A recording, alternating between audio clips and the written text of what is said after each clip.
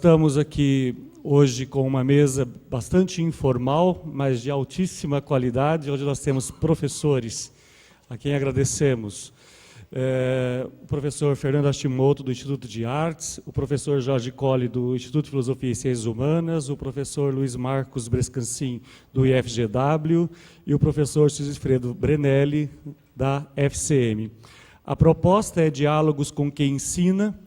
O título é autoexplicativo, é ver professores de reconhecida capacidade, reconhecida excelência nas suas áreas, que possam aqui transmitir, conversar, dialogar com vocês que também, ao longo desse semestre, atuaram como PEDs e PADs, estão no seu processo de formação como possíveis docentes, né, alguns, inclusive, exercendo a própria docência nesse mesmo semestre aqui na Unicamp.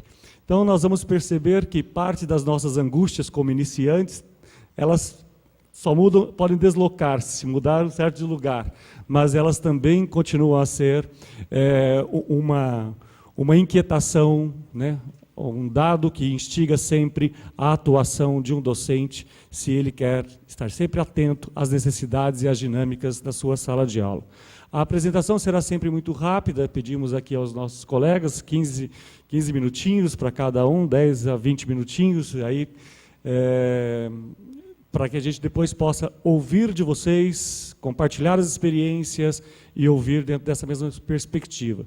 Lembrando que o evento está sendo transmitido também via portal e que nós contamos com a participação remota, né, à distância, dos alunos, dos PEDs e PADs que estão em Piracicaba, na FOP, e aqueles que estão em Limeira, na FT e na FCA.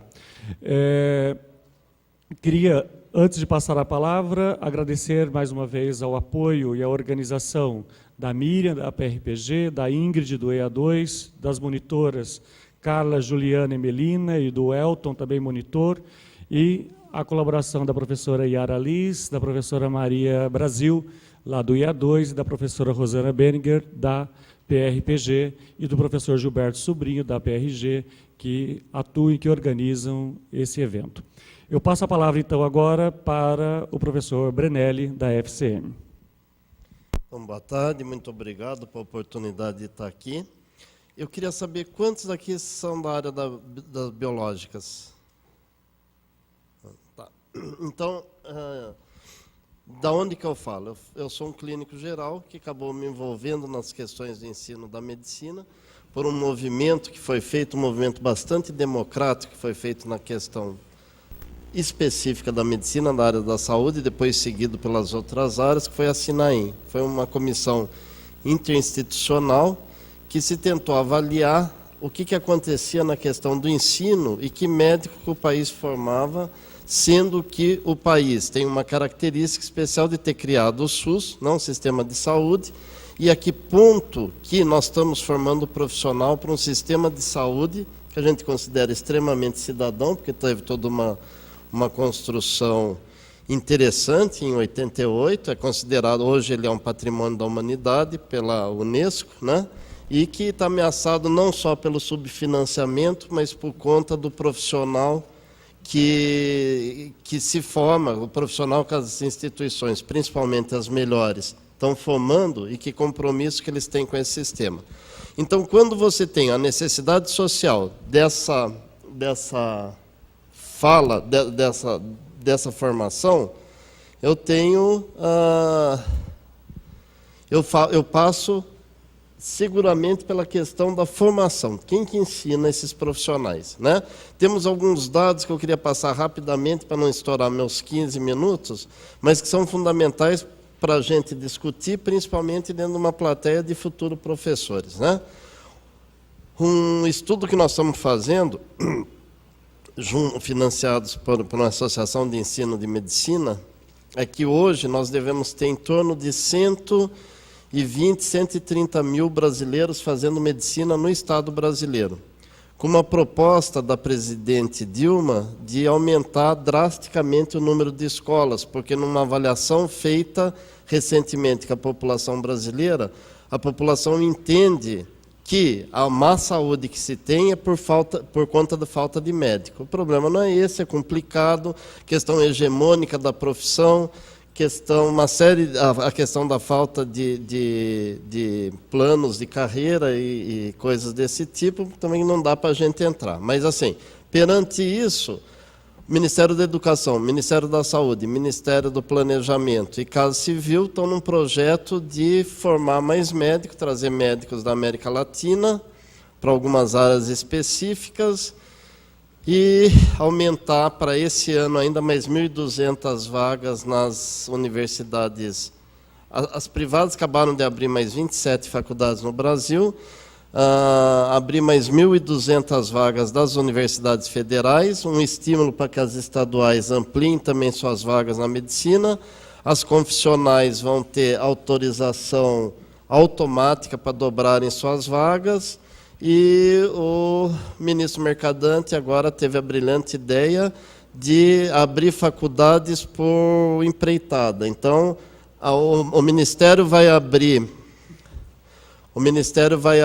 um edital, fala, eu quero faculdades nesses locais, e aí o empresário vai lá e abre.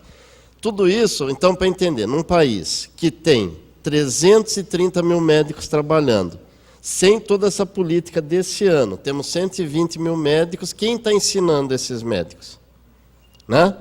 Por mais que a formação de um médico, você precisa do conhecimento e dos saberes de várias áreas, isso também está provado, Cornell, Harvard, as melhores faculdades do mundo, elas preferem hoje um médico que teve uma formação humanística no college, nas artes e nas sociologias, porque acham mais fácil ensinar o biológico para quem vem com uma base das humanidades do que o contrário. Então, nós precisamos dos saberes, mas é um ofício, né? Diferente dos filósofos, diferente de outras profissões mais inteligentes, o médico é um ofício, ele é um técnico, né?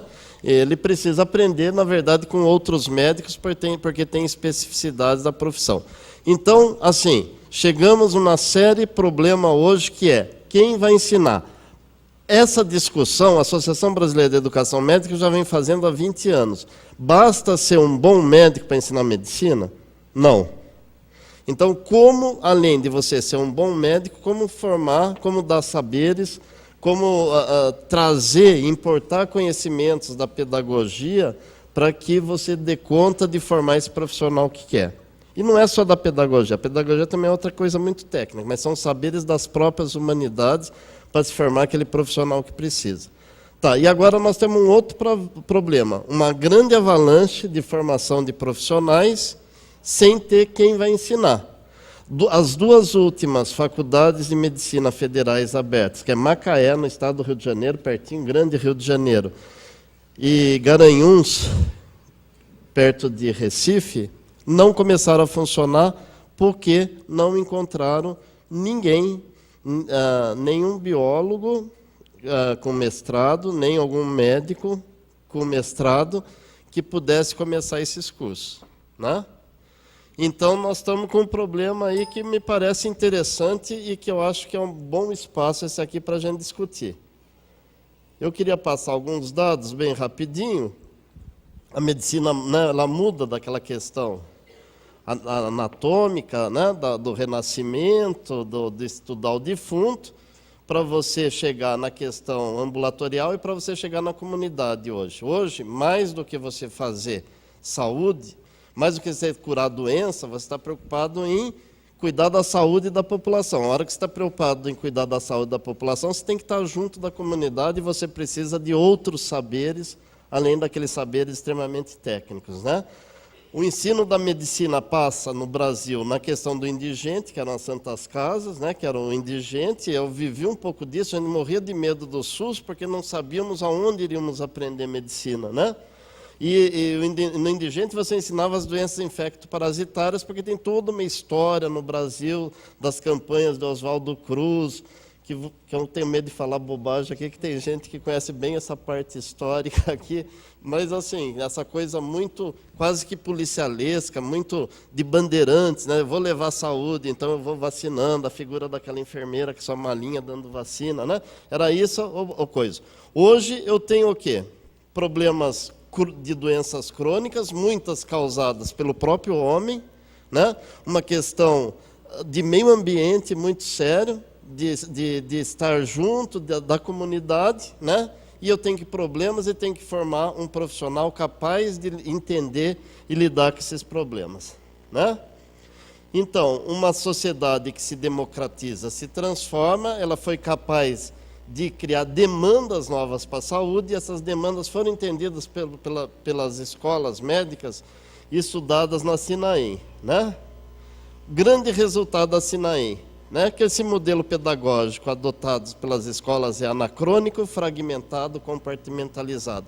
É um modelo positivista, né? Ordem e progresso da nossa bandeira. Foi assim que foram feitos os nossos currículos no começo do século XX. Uma dificuldade muito grande de mudar. Quando o mundo inteiro, quando Harvard e Cornell na década de 60 e 70 começam a mudar a estrutura dos currículos no ensino de medicina, nós temos uma revolução aqui. Continuamos no positivismo, o mundo já falando de interdisciplinaridade, de transdisciplinaridade, e os nossos currículos continuam sendo disciplinares, continuam sendo essa coxa de retalho, continua sendo esse pupurri que só vai ficar bonito dentro da criatividade própria do indivíduo e não do que a instituição se preocupa, né? E se a gente for ver, o que eu estou falando são de coisas muito antigas que já estão lá no livro do Platão. Platão já falava que a boa medicina era muito mais do que eu vacinar ou eu cuidar de uma doença, né? Assim, não é nenhuma grande novidade o que se quer e nós não demos conta.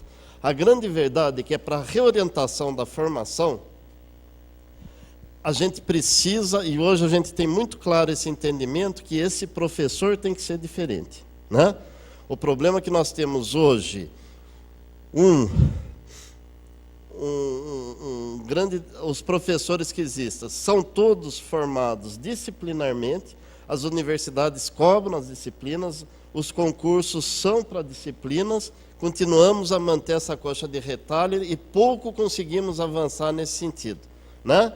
Mas esses processos de formação, então, ficam centrados na assistência hospitalar e nas doenças de ponta. Então, a Unicamp é legal porque ela descobriu não sei que hemoglobinopatia, que chama Unicamp, que é raríssima, que dá na nossa a característica racial da nossa população. E é isso que o aluno gosta de aprender, né? Quem está mexendo com o aluno sabe disso.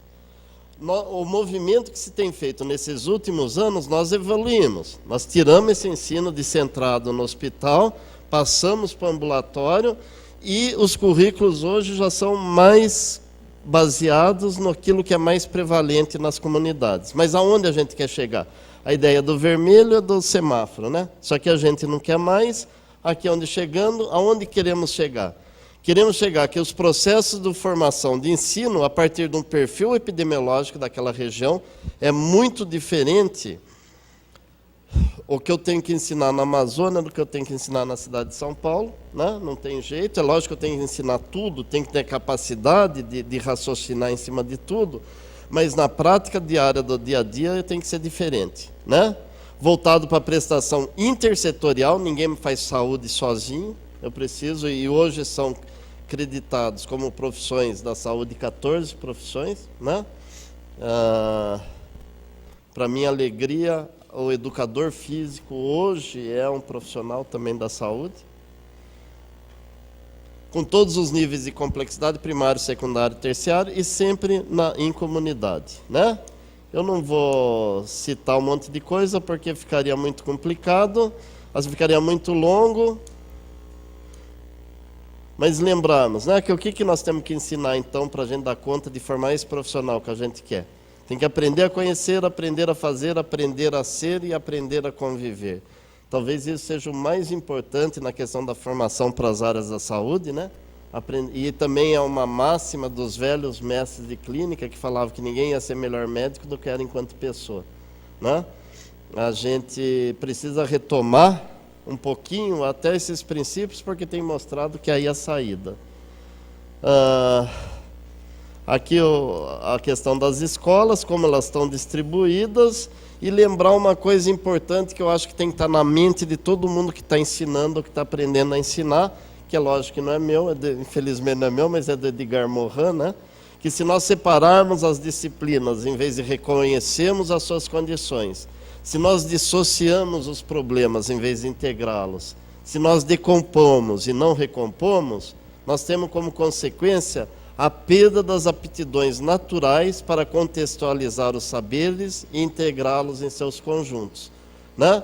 Então, assim, não dá mais para a gente disciplinarizar, nós temos que tentar a interdisciplinaridade. Gosto desse desenho aqui, que eu acho que eu vou terminar aqui, acho que já deu o meu tempo. Assim, eu tenho uma demanda de capacitação, os governos federais, estaduais, os municipais, o próprio setor privado, ele quer um profissional. E a escola está formando a outra coisa. Só que a escola fala, eu tenho a tradição de formar, eu tenho autonomia de formar, eu vou devagar porque eu estou preocupado na qualidade, sem muitas vezes discutir o que é qualidade, né? Enquanto o gestor que precisa de um profissional para atender bem a comunidade, né? Ele está cansado da tradição do verticalismo, ele precisa de reciclagens, né? É impossível. Eu, há 30 anos atrás, essa universidade me deu um diploma e o Conselho de Medicina me deu um CRM. Eu renovei carta de motorista, mudei o óculos, eu engordei, eu emagreci. Ninguém sabe se eu estou com tumor cerebral, mas eu estou clinicando, igualzinho. Ninguém mais perguntou se eu sei alguma coisa de medicina para estar, né? E fiz educação permanente, porque fiz carreira universitária e pude fazer residência, mestrado, doutorado, pós-doutorado, essas coisas todas. Mas quem está aí não tem, até porque a universidade esquece que ela soltou um bando de gente no mercado e nunca mais foi cuidar deles para ver se eles estavam sabendo. Por sorte, num estudo que eu fiz quando fui da comissão de graduação, vi que os alunos formados pela Unicamp tinham uma boa capacidade perto de outras instituições de se manter atualizado, tá? Então, esse zíper não fecha, percebe? Entre o que eu demando e o que eu oferto, é um zíper que não está fechando, e eu acho que é a hora das instituições pensarem nisso, tá? Os desafios, então, a gente vencer a interdisciplinaridade, né? E queria só lembrar que, assim, inclusive esse é o símbolo do novo Código de Ética do Conselho Federal de Medicina, um código que foi muito mais democrático, porque a sociedade organizada participou, os filósofos participaram, os antropólogos, os sociólogos, não foi feito só por médico, parece que ele é bem avançado. E o símbolo é o Janus, aquele Deus que começa o ano, né? Porque ele olha para frente no futuro que tem vindo, sem deixar de olhar para trás, porque você não vai poder caminhar e ganhar tudo isso que a gente precisa ganhar para formar um bom profissional, mas não vamos esquecer do que tem atrás. Muito obrigado, gente.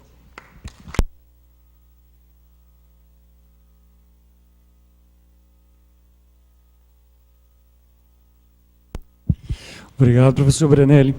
Agora, então, para a gente fazer uma oscilação, vou passar a palavra ao professor Fernando Hashimoto. Tem um microfone aí perto, Hashimoto? Alô, funcionou? Bom, boa tarde a todos. Dá vontade de continuar na fala da disciplina, né? Mas eu vou voltar um pouquinho ao texto que eu tinha programado, e depois a gente acho que vai discutir isso daí amplamente, né? Minha área é a música, e eu estou aqui na Unicamp há 15 anos, dando aulas. E o que eu pensei para conversar com vocês hoje, quando o Zé fez o convite, né, é um pouco da experiência do que eu vivencio como coordenador de graduação da música, a experiência dos PEDs e PADs que a gente tem lá no Instituto de Artes, né. A minha formação e a disciplina que eu dou talvez seja uma das tradições que ainda persistem no ensino de música dentro da universidade. E esse ensino de música, para quem não é da área, só para ter uma noção, ele é muito recente. O primeiro doutorado instituído é de 1959, na área de performance em música, nos Estados Unidos. E as escolas, várias escolas até hoje, contêm no seu programa apesar de ter feito essa divisão por disciplina, que é engraçado ver na área de artes, e agora a gente está voltando à interdisciplinaridade, quando as artes entraram na academia, aconteceu exatamente isso. A gente dividiu tudo, né? E agora a gente está começando a fazer essa união e fazer a transversalidade que existe dentro da própria arte, né? Eu comecei com instrumento musical muito cedo, com 8, 9 anos.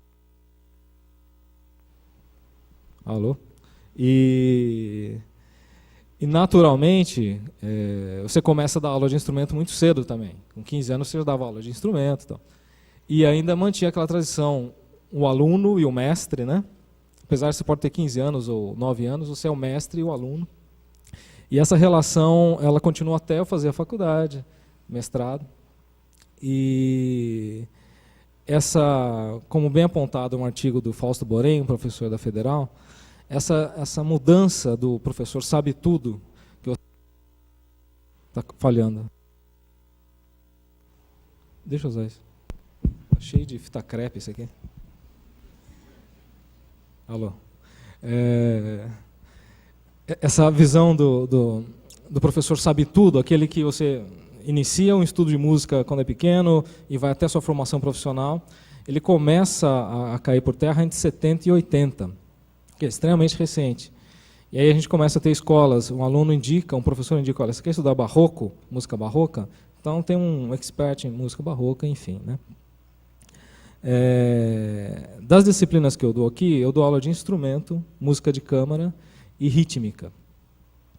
E eu também, pela própria trajetória, só fiquei integral na universidade, fiz de ensino mesmo, e toquei muitos anos em orquestra, né? Depois de 10 anos de docência aqui. E então esse período, essa mudança ocorreu de maneira também bem lenta para mim. Imagino que vários docentes, eu observo agora, depois de 15 anos observando os novos docentes entrando no IA, que eles passam por esse tempo, né? Tem uma diferença dos professores que são muito específicos, como professores de instrumento ou de uma área específica teórica, que há uma demora para ele entender esse universo da universidade e do ensino de artes dentro da universidade, né? A maior tendência realmente é que você, no início da docência, você pense nesse formato do atendimento pessoal, quase que pessoal do instrumento. Ou seja, numa universidade que investe milhões, como é que você vai dar aula individual de instrumento, né? Obviamente, esses modelos já foram alterados, especialmente aqui na universidade, mas isso persiste um pouco. O maior problema que eu vejo hoje em dia na formação dos alunos e realmente na área pedagógica é esse pensamento isolado da formação técnica do instrumentista, de um professor, e o esquecimento dos fatores que estão ao redor desse desenvolvimento de técnica. Vou dar um exemplo específico, a gente vê em discussões entre os docentes que a única solução que ele vê para o desenvolvimento artístico, a formação artística desse aluno, é a melhoria técnica. E a gente sabe que isso hoje em dia é uma ilusão, né? Em 4 anos, nosso nível de aluno aqui, ele entra cada vez com nível de especialista menor, com menos experiência, mais estudantes do que profissionais. Em 4 anos, você desenvolver técnica e dar essa outra formação, que é muito mais ampla, é quase que irreal. Então, há uma distância muito grande desses educadores com a realidade que existe na universidade. Essa divisão por disciplinas extremamente específicas e sem comunicação entre elas levou um pensamento também dos docentes que cada um tem que cuidar da sua área e ficar cada vez mais específico. E hoje em dia a gente está voltando a um modelo que não é um modelo talvez ainda fechado, mas a educação musical ela entrou na universidade, na licenciatura, foi nos últimos cursos da música. E ela está trazendo uma diferenciação na reformação pedagógica e dos currículos, porque ela trouxe para a universidade pesquisadores de educação musical. Isso é muito comentado entre a gente também. Eu não fiz pedagogia, só fiz bacharelado. Existem a maioria dos professores de instrumento, eles são professores de bacharelado, que fizeram mestrado em performance, doutorado em performance, e vão para a sala de aula e tem que lidar agora com os licenciados, com as licenciaturas. Ainda não há professores suficientes para os cursos e a gente tem notado que as classes, para quem não tem noção, a gente tem 5 modalidades de música, né? Instrumento, composição, regência, música popular e educação musical, licenciatura. E eu dou uma disciplina que envolve todos os alunos, né, que são esse núcleo básico, são 6 disciplinas de núcleo básico. E é muito interessante ver os alunos de diversos cursos e a maneira como que eles entram, como eles se desenvolvem, o pensamento como vai modificando também e como eles saem, né? E a licenciatura trouxe esse dado novo para os cursos e a gente tem alterado. Mas acho que os grandes desafios realmente são esses, de aliar a sua expertise a um programa e um trabalho em conjunto. Eu acho que na universidade é impossível hoje em dia a gente pensar num generalista que tenha alguma relevância tão grande hoje em dia. Em geral, a gente tem grande relevância em expertises, só que trabalham desunidos. E na música isso cada vez é mais latente, né? Esses trabalhos de grupo a gente está começando a fazer agora, é um trabalho difícil, mas eu acho que vale a pena investir nisso. Já foram uns 15, né, Zé? Depois a gente volta a conversar mais. Obrigado.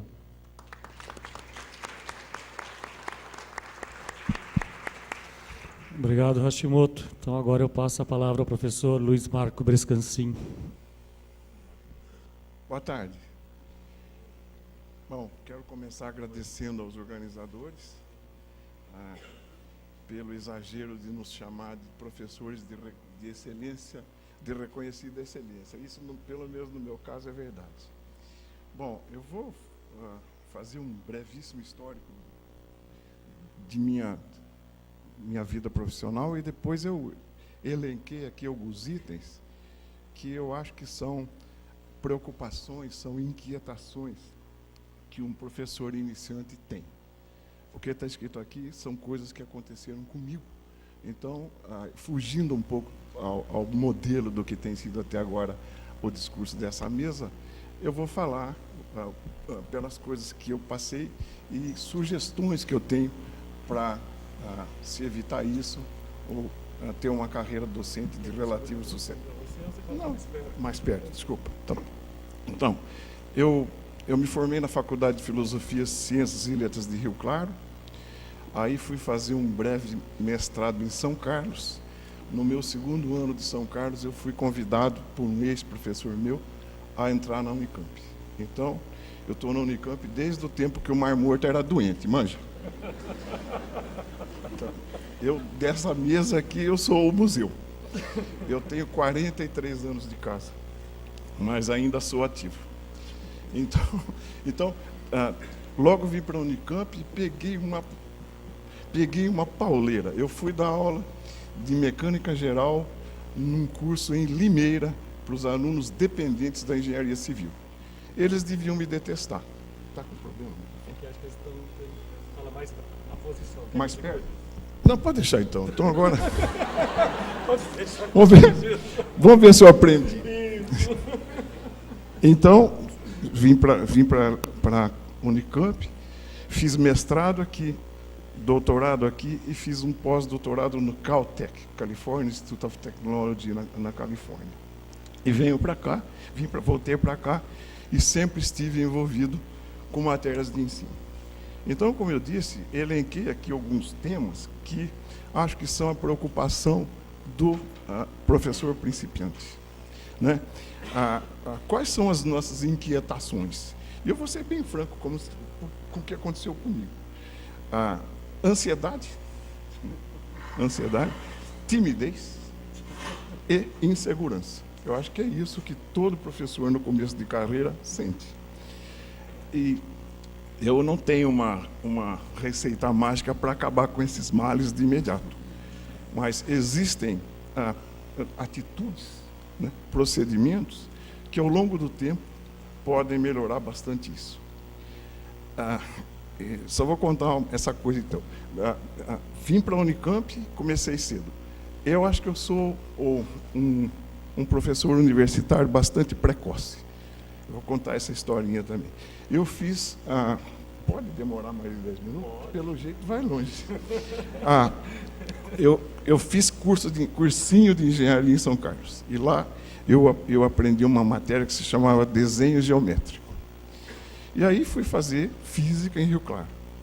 Então, eu estava no 3º ano de física, e a então turma do 4º ano de matemática não tinha tido desenho. Eu estava no 3º ano, fui dar aula para o pessoal do 4º ano, em Rio Claro, porque não tinha professor de desenho no corpo docente daquela ocasião. E aí voltei, eu ganhava 100 não sei o quê. 100 unidades de dinheiro, que eu já não sei o que era. Cruzeiro novo, sei lá, 100. Eu ganhava 100. E aí... E comecei a ser independente, então. Aí, no outro ano, como também não tinha, eu, então, no 4º, aí fui dar aula no 1º ano, recém-ingressado. Então, isso dá uma ideia, né, de que é possível superar esses trancos no começo da carreira. E eu acho que eu sou um exemplo disso. Tá? Eu acho que eu sou um exemplo disso. Então, essas reações que eu falei, ansiedade, timidez, insegurança, estou dando uma coladinha porque é difícil elencar. Até certo ponto, essas inquietações são normais e frequentes. Acho que todo principiante, em alguma escala, sente isso que eu falei. Agora, essas coisas podem com o tempo, né, com maturidade, com preparação, sobretudo com preparação, podem se diluir. E você chegar num ponto da carreira a ser um professor razoavelmente tranquilo. Bom, então, para vencer essas inquietações, o que eu não gosto de chamar de conselho, mas que sugestões eu daria? Que foi o que eu fiz. Primeira coisa, planeje e prepare bem todas as suas aulas. Todas. Improviso é para velho. E assim mesmo, velho, quando improvisa, pode se dar mal.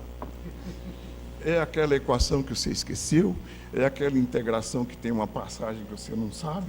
Então, conselho, preparem a exaustão todas as suas aulas. O que é muito importante também, não adianta preparar a aula se você não chegar dominando o conteúdo. Eu acho que é condição essencial para uma boa aula dominar o que você vai falar. Não há boa aula sem conteúdo. Um professor que não sabe não pode ensinar. Pura e simplesmente. Então, domine o conteúdo de suas aulas antes de se preocupar com a didática, ou com a maneira com que você vai expor as coisas. Bom, então, é importante que você tenha esse domínio significativo sobre o conteúdo antes de se preocupar com a didática, como eu disse. Para isso, é essencial uma preparação criteriosa de todas as aulas. Uma coisa que eu tentei fazer atrás era tentar ensaiar a aula que eu vou dar. Tentar ensaiar a aula. Às vezes não é fácil isso, você nem tem com quem. Né? Eu não cheguei ao exagero de ir ao espelho, mas é bom conversar com o colega de república, com o colega de departamento, porque isso pode propiciar oportunidades para você melhorar. Você pode estar com um conceito meio manco, você pode ter esquecido de incluir um tema. Esse seu interlocutor pode te ajudar muito a melhorar. Outra coisa, essas 3 inquietações que eu falei são, na verdade, inquietações emocionais. Então, você tem que procurar se preparar emocionalmente. Essas inquietações, em geral, trazem uma mensagem. A mensagem que você desconfia, que se você se preparar melhor, você vai se dar bem. Então, essas inquietações são um sinal para nós. Se eu me preparar melhor, posso dar uma aula melhor. A outra coisa é a autoexpectativa. Às vezes a gente é meio metido, né? Eu sou professor, eu sei tudo. Não cultivem isso. Não cultivem isso. É muito comum pintar uma pergunta atravessada para a qual você não está preparado e cujo tema, eventualmente, você não domina. Abaixe essa autoexpectativa e seja humilde a ponto de, se não souber alguma coisa, jamais enrolar. Vivo fazendo isso. Principalmente quando a pergunta é um pouco avessa ao tema central de minha aula. Eu não enrolo. A enrolação tem vida curta. E os alunos, assim como falam bem, tesouram para chuchu também. Tá certo? Está acabando já. Uma outra preocupação que eu sempre tive é o relacionamento com a minha turma. Eu faço questão, através de minhas atitudes, de mostrar que eu sou a autoridade da aula. Eu sou a autoridade da aula. Então eu sei onde eu quero chegar, como eu vou chegar. Isso não quer dizer que você deva ser autoritário.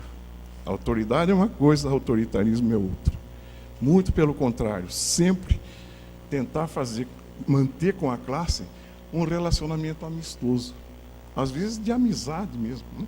Respeitar os alunos, jamais encarar uma pergunta atravessada como uma pergunta idiota. Eu falo para mim, aqui tem aluno meu, eles são testemunhas que eu digo isso todo começo de aula. Eu sou brincalhão, tá? Mas jamais fiz uma gozação com qualquer pergunta aparentemente descabida que me tenham feito. Tem que tratar seriamente, tem que tratar profissionalmente. Na minha opinião, a pior pergunta, a pergunta mais idiota, é a pergunta calada. Então, acho que tem que incentivar isso, tem que mexer com os alunos, entendeu? Fazê-los se mexer. Se eles estão meio inquietos, conta uma piadinha. Eu vivo fazendo isso. Conta uma piadinha, dá 2 minutos para descansar e retoma a sua aula. Então, eu acho que uma outra coisa importante também, como PEDs nem tanto, porque as avaliações em geral são conduzidas e ditadas pelo coordenador, mas quando forem professores, se é que já não são, se preocupar com a avaliação. Acho que a avaliação é parte integrante do curso. Você pode dar uma aula maravilhosa. Se você errar na avaliação, esse conteúdo pode se dissipar e eventualmente se perder. Então, não exigir muito além do que foi ensinado em aula. E, como síntese, 2 outras sugestões. Ponha na sua mente que sempre haverá algo a mais para se aprender. Seja com os livros, seja com os amigos, seja na internet, seja com o coordenador. Descobrir que não se sabe algo pode ser muito vantajoso. Descobrir que não se sabe algo pode ser vantajoso. E a última sugestão, põe na sua mente que vai acontecer. Você vai encarar a classe, com todas essas ansiedades que eu tenho. Tá? E você precisa se preparar para isso. A vontade de fazer bem feito deve mobilizar suas habilidades e seus recursos. E, por fim, uma frase que eu li, não sei aonde aí, quanto mais eu trabalho, mais sorte eu tenho. Boa sorte.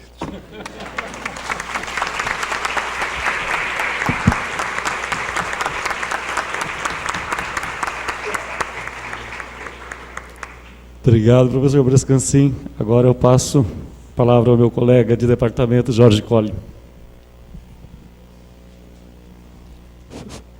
Bom, eu vou entrar mais ou menos em consonância com o professor Luiz Carlos, que eu tive o prazer de conhecer hoje, porque eu vou falar também da minha experiência pessoal. Eu não tenho muita competência para falar de generalidades e de coisas gerais, de grandes projetos, mas eu acho que dá para trazer alguma coisa para vocês a partir da experiência pessoal. Apesar disso, eu tenho que, como a minha disciplina é muito específica, eu tenho que explicar um pouquinho para vocês a história dessa disciplina no Brasil. Eu trabalho com história da arte e da cultura. As duas coisas estão juntas. E o meu lugar é no IFISH, não no Instituto de Artes, mas é no Departamento de História. Porque essa disciplina é uma disciplina histórica, ela não é uma disciplina artística. É enganoso imaginar que um artista, porque ele é artista, ele possa fazer história da arte. Eu até acho que os artistas não funcionam bem como historiadores da arte, mas isso é outra coisa. Quando eles tentam fazer história da arte. E a questão importante na história dessa disciplina é que se trata de uma disciplina que existiu desde o final do século XIX em todas as grandes universidades europeias e norte-americanas.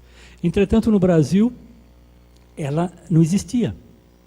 Ela só existiu pela primeira vez com uma pós-graduação específica no Departamento de História da Unicamp em 1989. As disciplinas de História da Arte existiam antes como disciplinas de fundamentação para artistas ou para arquitetos.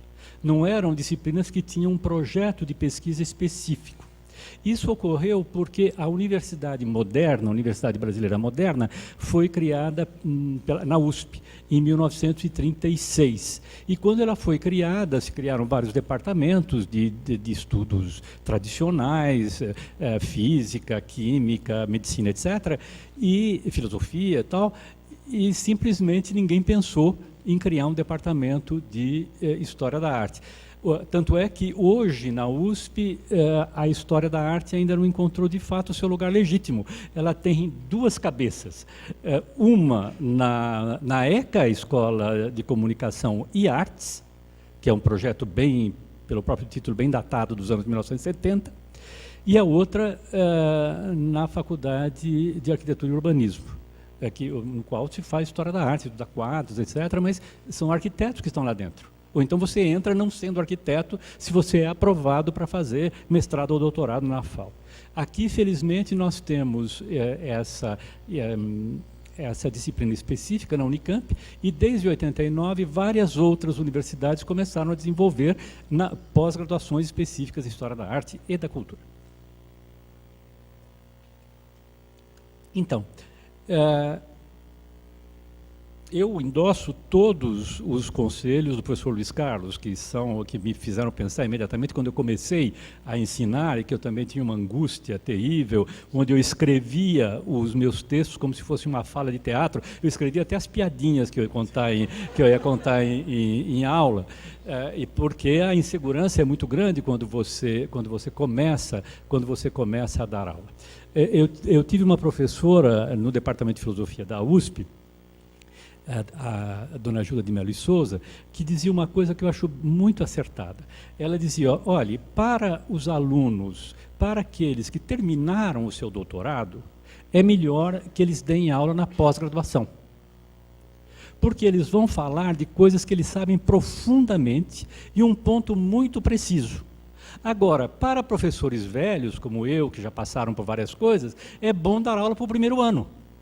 Porque aí você tem uma visão ampla e você consegue passar coisas que o aluno que terminou o seu doutorado não teve experiência.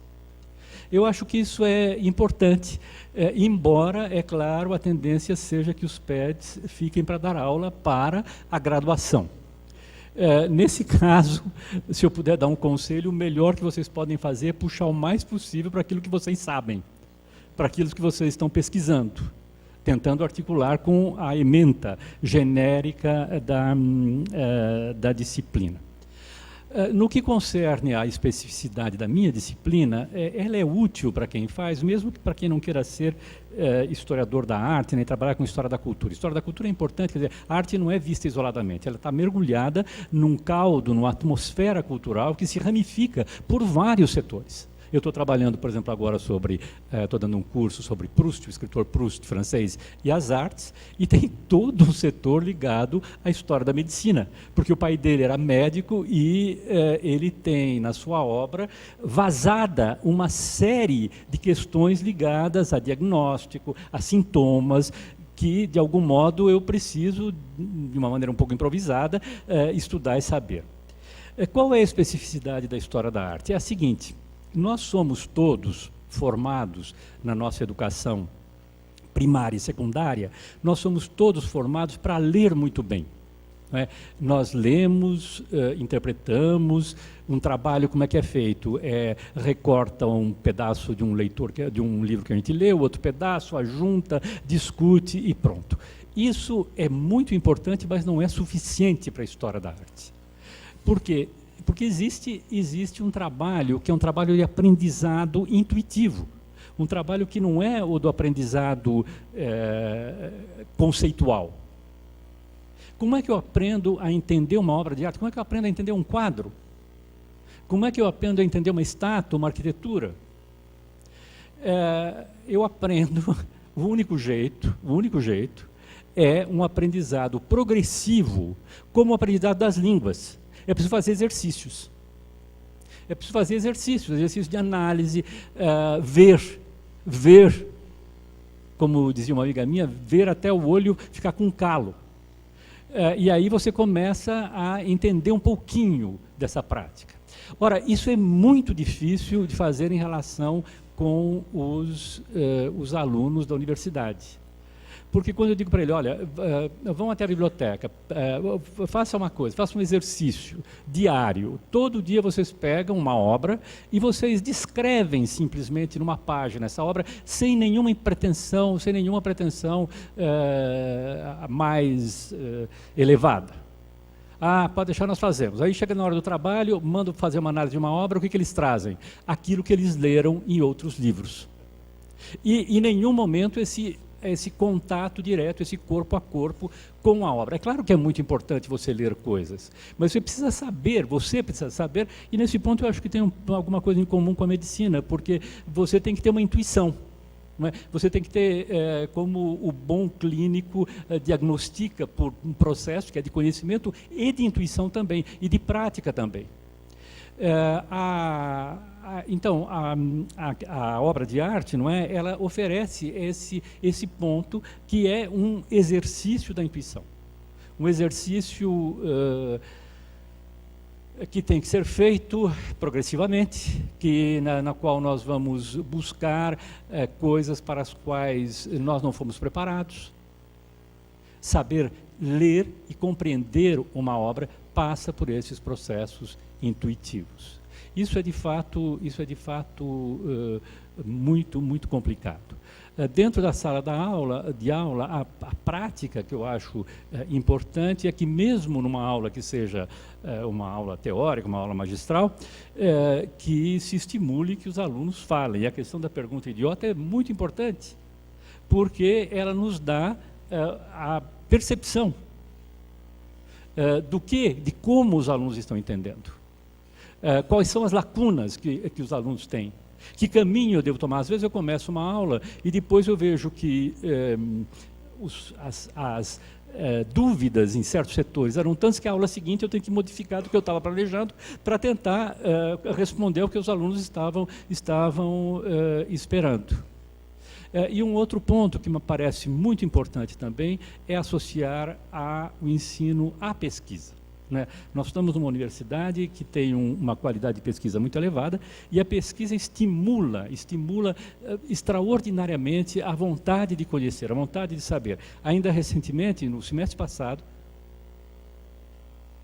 eu tive um curso, eu estava dando um curso na pós-graduação, e os cursos de pós-graduação, do ponto de vista do estímulo, eles são muito mais difíceis.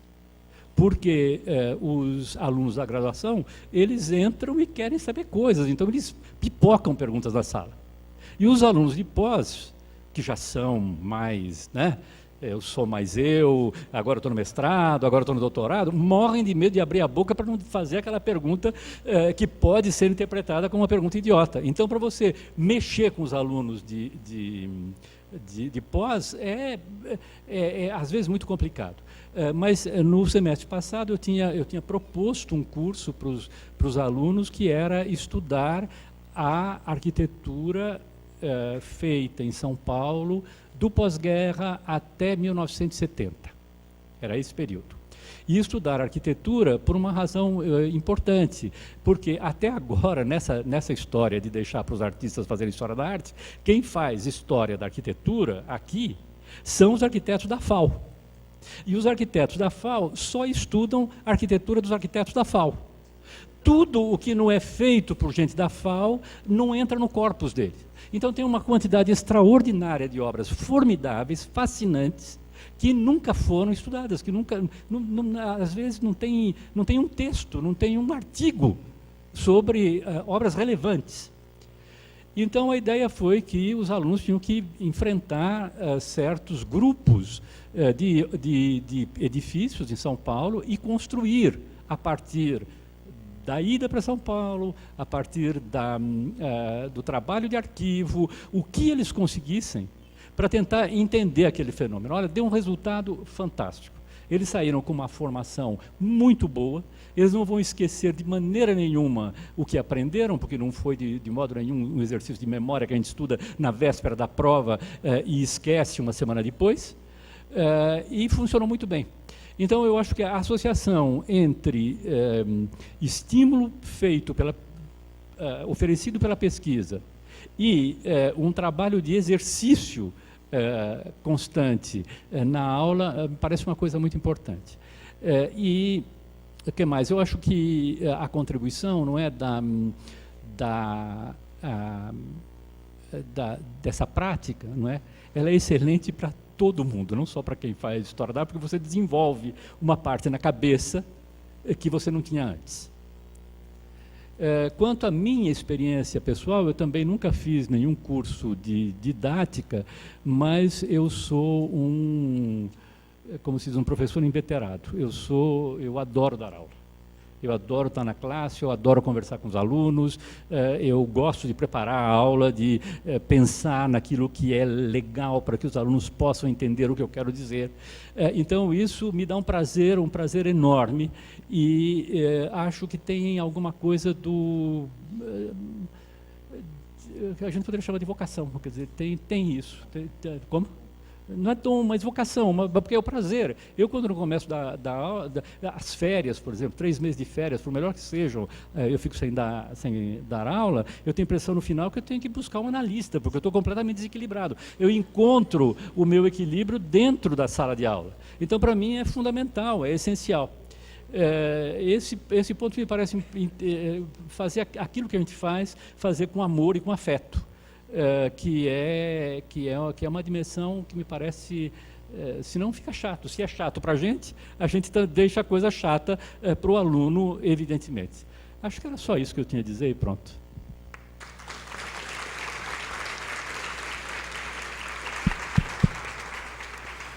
Bom, pessoal, eu agradeço muitíssimo aos 4 professores, expositores excelentes. Agora a gente abre para uma rodada, né, para que vocês possam perguntar, trocar experiências, porque, afinal de contas, a proposta da mesa é essa, é diálogos com quem ensina, e vocês também estão atuando diretamente nesse ensino hoje na Unicamp. Então, as meninas, as monitoras estão aí para poder auxiliá-las, aí, a Juliana e a Carla, com os microfones. Quem quiser se manifestar, também o pessoal que está em Limeira e Piracicaba pode mandar pelo computador, que a gente lê a pergunta quando chega aqui. Tá ok? Sei que a timidez vai aparecer aí, senão já tem a primeira.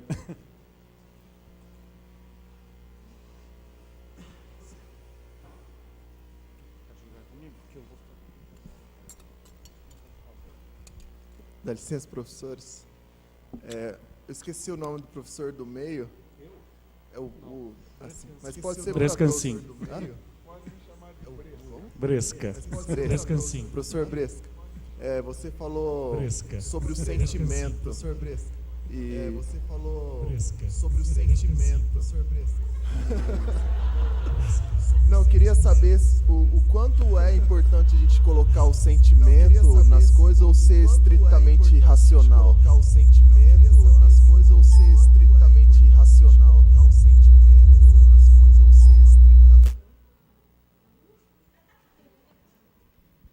Meio que parodiando meu companheiro aqui do lado, o sobrenome é Colli. Parodiando o professor Colli, eu diria que tudo que é feito sem amor não tem graça. Sabe, realmente é importantíssimo que você vista a camisa de professor e goste do que você vai fazer. A sua atitude em aula reflete isso claramente. Se você chega com aquele olhar de pato dono de cansado, assim, olhando para a classe, eu vou ter que aturar vocês, vai ser um fracasso. Então você tem que gostar do que você faz. Sentimento é tudo.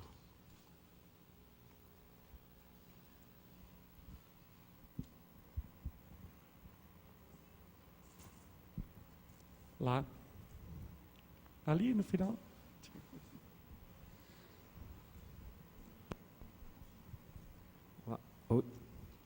Boa tarde. Primeiro eu só queria... Eu sou da engenharia E para a elétrica. gente saber, se identifique de qual área que você vem, que também te facilita. Sou da engenharia elétrica. Seu nome? É Ricardo, do doutorado. Eu queria só fazer um comentário primeiro com a organização, que, aliás, até senti falta na mesa de um representante das áreas de tecnológicas, né? Que nós temos 7 faculdades de engenharia e eu acho que nas engenharias é muito diferente a questão, a gente não tem muito incentivo para a área de ensino. A gente não tem nenhuma ligação com as licenciaturas, então eu gostaria de ver essa visão também. Mas como temos um professor da física que tem essa experiência com engenheiros, né, talvez vou mandar perguntas da mesma forma.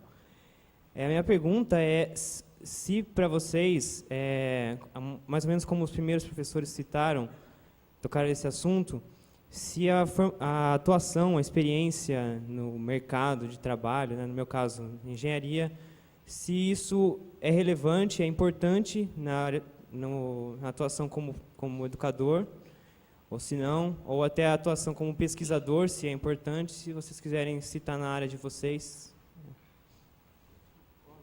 Eu não sei se eu entendi bem. Você quer saber se a experiência... É uma crítica que muitas pessoas fazem e que às vezes tem alguns professores que são muito acadêmicos, né? O cara termina a faculdade, ele só fica na pesquisa ou só para o ensino e fica com aquela visão meio fechada do que é a atuação profissional. Como os professores citaram, por exemplo, o professor da medicina citou do médico que não vai a campo, né? Não sei, seria mais ou menos essa linha a minha pergunta. Bom, eu acho que quanto maior experiência você adquirir, seja em que campo for, vai ajudar sua vida de professor. Agora, eu não sei avaliar nas engenharias, precisava realmente alguém da área de tecnológicas aqui. Eu não sei avaliar em que extensão isso é importante, mas certamente é.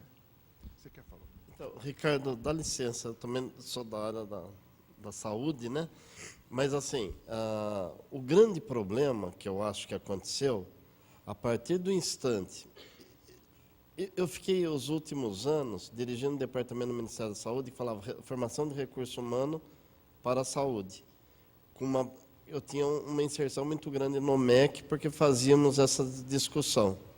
Ainda era a época do ministro Haddad, e a gente tinha um espaço muito grande, porque ele estava muito preocupado. Como ele é um professor da área da filosofia, né? Ele estava muito preocupado com essas áreas técnicas, assim, como que estava ensinando, o que estava ensinando, para quem ensinando, o que fazer. E essa era uma discussão que fizemos muito, né? Porque o que aconteceu com as histórias das grandes universidades? Hoje, muitas, eu não sei como que é na área da exatas, mas na medicina, por exemplo, o mestrado, você nem defende mais publicamente. E era a única hora que você era avaliado para uma carreira docente com o mínimo de capacidade de comunicação para dar uma aula. e aboliram. Ou seja, nos concursos que provavelmente você vai prestar para ser professor, vão cobrar só a sua produção científica. Ninguém vai provar o quanto... Nós vimos pelo menos dois testemunhos aqui emocionantes, né? Da paixão por dar aula, né? Que eu acho que é isso, assim, formar um profissional, alguém tem que passar para você essa paixão, né? E assim, e o professor tem que ser apaixonado por aquilo para passar. Agora, o que está acontecendo? A grande verdade está acontecendo é o seguinte: o professor vai para a sala de aula como castigo. Quem vai dar aula para a graduação é o professor mais novo, falava, até você ganhar sua carta de euforia, você vai dar um bando de aula para a graduação, depois você vai poder ficar no seu laboratório produzindo e subindo na carreira, né? Nós brigamos muito, discutimos muito isso. O ministro Haddad falava, assim, porque nos relatórios da atividade, nos currículos Lattes, o que cobram? O que tem de aluno lá falando, esse professor sabe dar aula? Não. Não tem espaço nenhum. Tem o que você publica. Então, a gente brigava muito, assim, né? Se eu quero ensinar médico junto com a comunidade, eu tenho que ter um professor que vai lá com ele. Ele está longe do lugar onde ele está seguro fazendo sua pesquisa, né? E a gente tinha pedido, e estávamos quase conseguindo que teria uma forma de valorização nos currículos Lattes e para os concursos, pelo menos para as federais, essa experiência docente. E, inclusive, o PAD e o PED, aí eram, assim, a gente brigou muito para que isso fosse valorizado nos futuros. Depois muda, né? O Brasil só dura 4 anos, tudo, eu não sei como que está a história agora. Mas, assim, é uma coisa que eu acho que a gente tem que brigar. O ministro Haddad falava assim, o problema são os seus parceiros que estão lá avaliando seu currículo, né? Ou avaliando... vocês que têm que saber a hora que vocês indicam. Mas a gente sabe que não é bem assim, né? Assim, eu sou da época que, para você ser um bom clínico, você tinha que ter 10 anos de prática de clínica para depois você fazer mestrado e doutorado. Porque como que você ia ser doutor em clínica se você não sabia examinar doente? Né?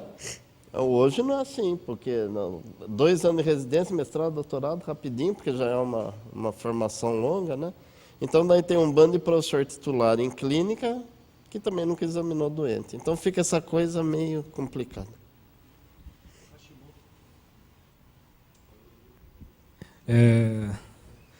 Eu tenho uma visão bem particular disso. Eu acho que é extremamente importante a atuação do docente no mercado.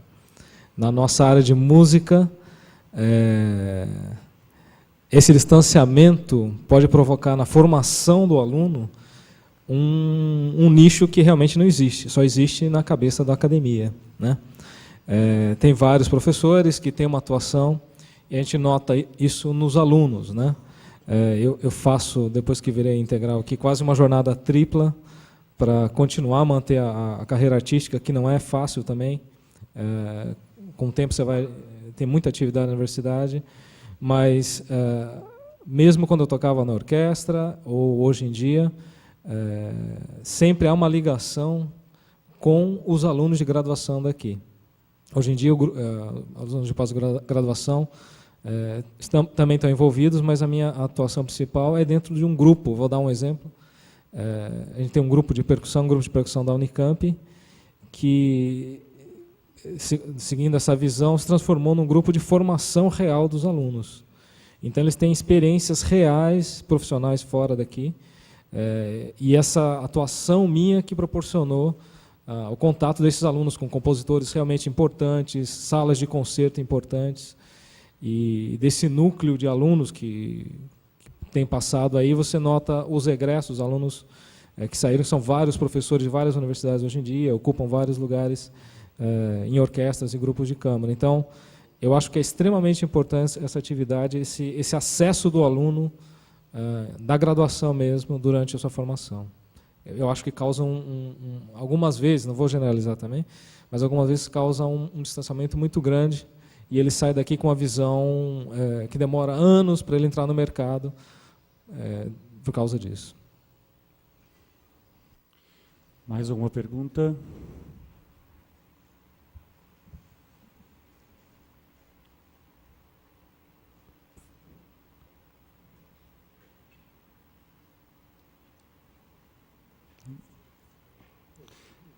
constrangimento. Hã? Isso, pode a mesa. Hashimoto estava querendo isso desde o começo. Ah, tem a aluna ali.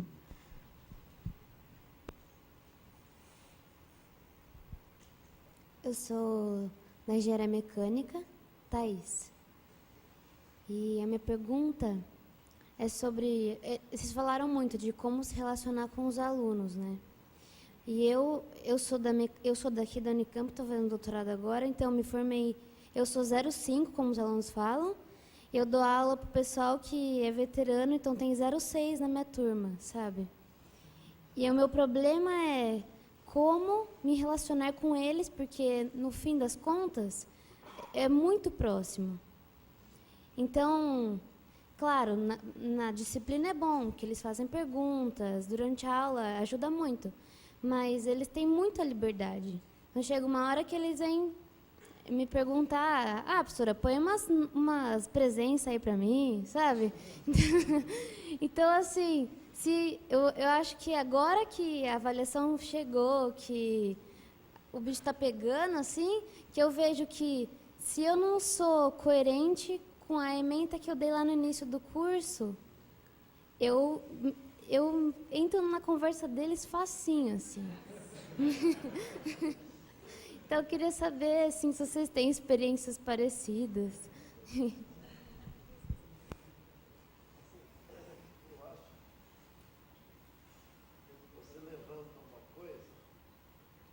Eu acho que é legal. Assim, você não precisa ter, e eu acho que não cabe mais hoje, uma relação de poder entre professor e aluno. Tá? A questão do poder, ela já está meio iminente, porque nós temos um sistema arcaico de avaliação que faz prova, né? Que tem presença obrigatória, parará. Eu acho isso a maior perda de tempo, né? E assim, a hora que você abre mão disso tudo, também o alunado ainda não sabe usar, porque vem lá do colégio que é assim, não sei o que, não sei o que. E aluno, eu não sei porque adora ter aula. Vamos ser bem sinceros, a maior parte das aulas não serve para nada. Não é? Assim, você acha melhor no livro, você começa... Assim, deve ser gostoso ter uma aula com o professor e ver a experiência dele, contar, orientar, mas aula formal.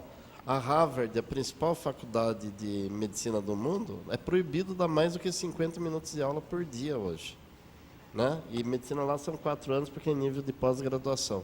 Aqui tem que ter... A medicina aqui tem 42 créditos por semestre, né?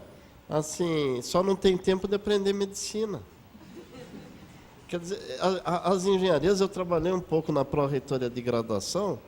Um dia eu falei lá, né, assim, foi muito desagradável com os coordenadores das engenharias. Eu falei, o problema deles era sexual, né?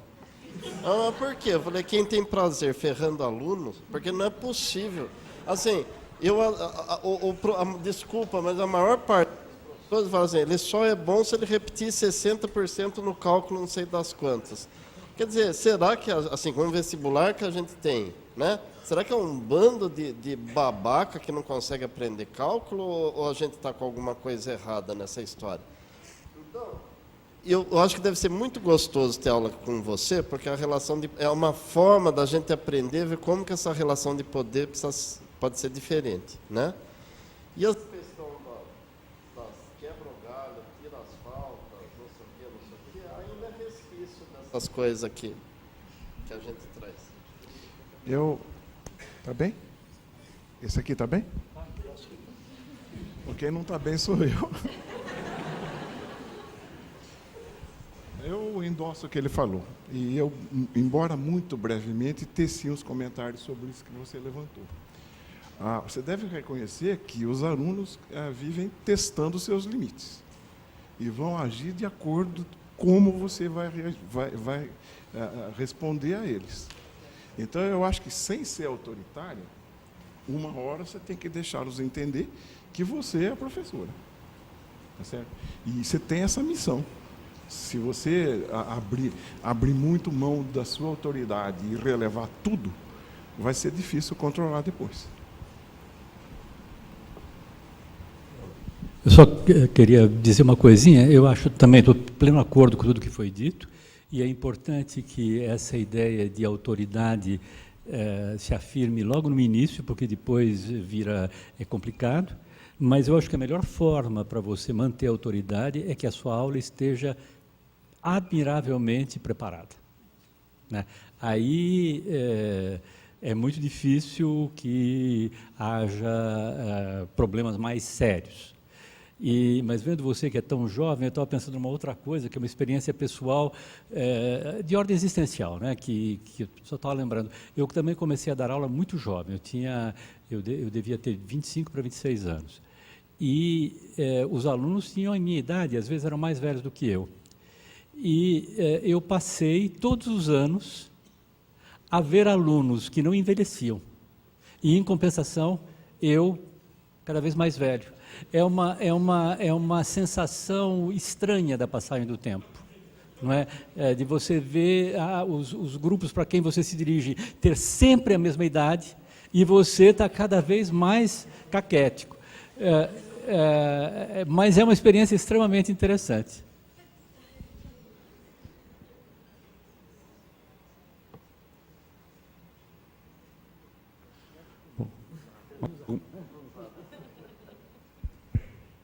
Mais alguma pergunta?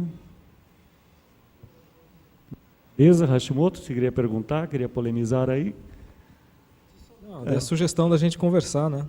A mesa. Eu queria perguntar para vocês e para vocês também, assim, teve um congresso mundial de ensino de medicina, eu não fui, em Lyon, há 15 dias atrás, e a grande discussão foi o seguinte: o que vamos fazer para formar, no século XXI, para formar profissionais com comprometimento?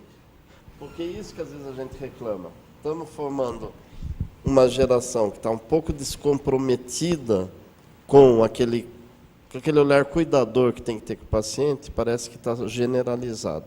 Existe alguma coisa para ser feita? O que está acontecendo? É uma questão de geração, uma questão de época, assim, mas é um problema que é mundial. A gente reclama nos corredores, né, do hospital aqui, desse problema. A gente escuta a população falando: fui num médico jovem que nem olhou para a minha cara, mas o problema parece que é mundial. A gente não mata ninguém, mas a gente pode matar a música também, né? Quando se forma, né? E é parecido com isso, né? O que eu tenho notado, assim, também são só 15 anos aqui, essa falta de comprometimento também. Talvez a grande mudança na nossa área foi a entrada da licenciatura. Mudou drasticamente o perfil dos alunos, por incrível que pareça. Eu não tinha nenhuma experiência com essa população, e isso mudou bastante o perfil do aluno. Agora, eu acho que cada vez mais, eu não sei, a última reformulação do programa, ela teve que ser inteira revista para um nível de formação mesmo, técnica, abaixo do que a gente fazia há 10 anos atrás. Então, eu acho interessante também que na Europa tem esse questionamento. Na área de artes e música, o Tratado de Bolonha mexeu muito com os programas. Foi reduzido e foi imposto uma visão da arte bem estanque, bem limitada. E isso está sendo questionado agora, depois de 8 anos, e provavelmente essa mudança também vai ocorrer lá. Mas eu só vejo, eu não sei o que envolve isso, o que virá a ser isso, né?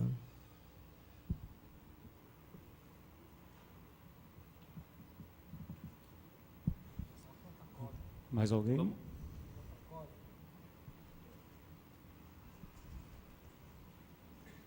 Bom, então eu queria, ao terminar, agradecer muitíssimo aos professores,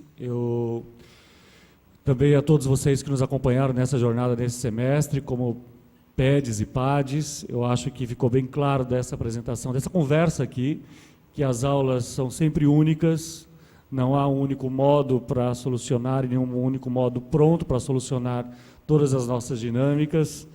Eu acho que a oportunidade, né, e E aqui estamos numa mesa onde também, né, do lugar onde a gente está trabalhando na espaço de apoio ao ensino e aprendizagem, também estamos aprendendo conjuntamente, que é ensinar e aprender, ensinando e aprendendo, porque, afinal de contas, estamos esperando que venha microfones ou que doutos venham dizer o que deve ser feito. Então, de alguma maneira, eu acho que a conversa e a rodada aqui, reunindo pessoas, concordo lá, faltou gente da Tecnológicas, mas acho que, de alguma maneira, né, a Rosana, da PRPG, também está aqui, a gente tem feito esse trabalho a cada semestre de poder buscar novos formatos e novas maneiras de nos comunicarmos.